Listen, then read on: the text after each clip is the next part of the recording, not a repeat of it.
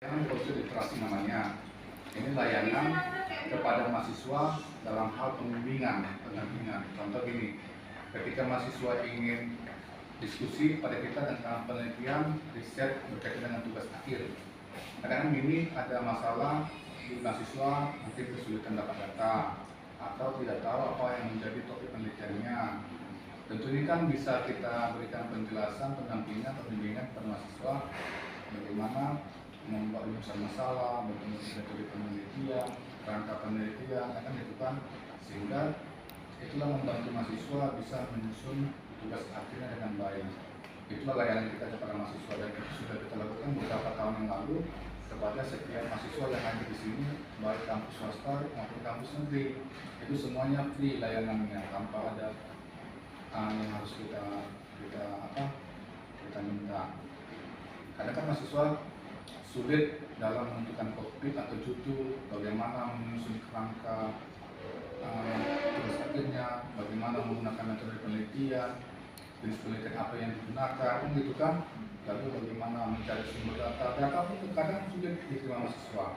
Kadang mereka ingin data tentang realisasi kita bisa memberikan pendampingan kepada mereka, sehingga memudahkan mahasiswa ingin mencari data di suatu tempat tertentu bisa seperti itu. Ya, jadi semua itu layanan kita yang ada di proses literasi. Kita demikian singkatnya. Ya,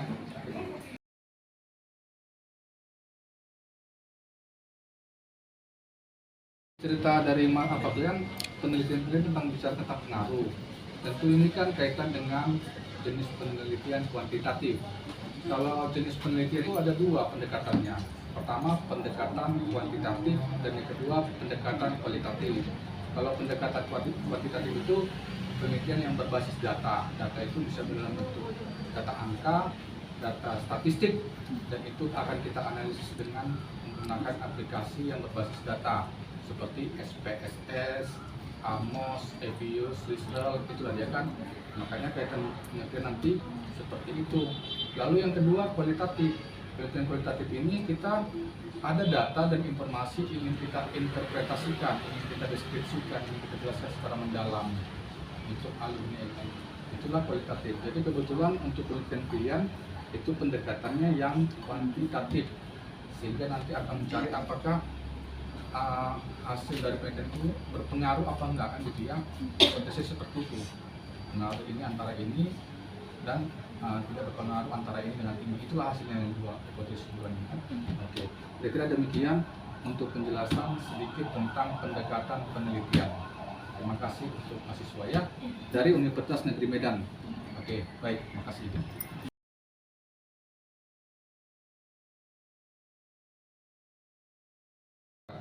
Yang pertama penelitian kuantitatif dan penelitian kualitatif. Penelitian kuantitatif itu penelitian yang berbasis data. Data itu bisa dalam bentuk data angka yang disajikan dalam statistik, angka dalam bentuk gambar, tabel dan sebagainya. Itulah yang mau kita analisis di dalam suatu rangka analisis yang namanya SPSS untuk menganalisis datanya. Lalu kualitatif, penelitian kualitatif itu yang kita data atau informasi yang kita olah untuk bisa kita deskripsikan atau interpretasikan atau kita jelaskan dengan baik sehingga membuat suatu pernyataan atau informasi dari penelitian kita. Saya ingin mendapatkan gambaran daripada penelitian kalian, apalah kira-kira yang akan kalian lakukan tahapannya untuk memenuhi kegiatan penelitian kalian. Itu saja, coba jelaskan dulu. Pertama Pak, kami mencari datanya dulu, setelah itu kami kumpulkan sampel kami, setelah kami mendapatkan sampel kami bawa ke laboratorium kami untuk kami lakukan pemeriksaan. Pemeriksaan kami yang pertama itu menggunakan KOH 10%, lalu diperiksa di atas mikroskop. Setelah diperiksa, terus kami tanam di media SDA. Setelah ditanam, diinkubasi selama 7 hari. Setelah 7 hari dilihat perkembangan jamurnya setiap hari. Setelah dilihat pertumbuhan jamurnya, lalu kami melakukan uji gram bentuknya untuk memastikan jamur tersebut apa betul jamur yang tumbuh itu adalah jamur Candida albicans atau tidak. Jika dia jamur Candida albicans, dia akan mempunyai hipa yang lebih panjang dari jamur Candida yang lain. Nah, nanti kesimpulannya akan kami buat berdasarkan usia dan jenis kelaminnya Pak. Presentasi di kesimpulan akhir kami. Oke, baik, terima kasih ya. Oke.